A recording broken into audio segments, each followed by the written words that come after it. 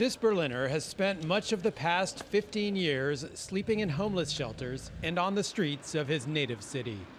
I walk around a bit, drink a beer, and at some point I lay down and wake up in the morning. That's the way it is.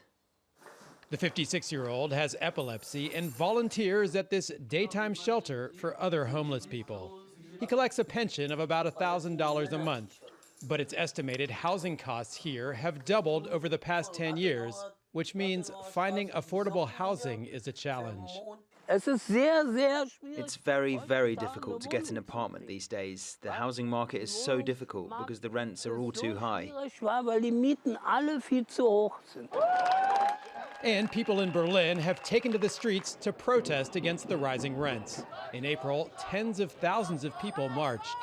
According to recent figures released by the Federal Association for Assistance to Homeless People, in 2017, there were around 650,000 people in Germany without a permanent place to live.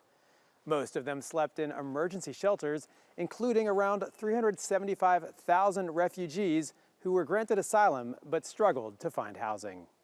Germany has among the world's lowest unemployment rates, but the Federal Statistics Office estimates that about 19% of people in the country are still at risk of poverty.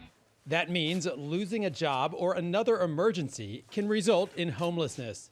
And advocates say it's often difficult to rebound after losing a home. It's the damaging effect of social exclusion and isolation.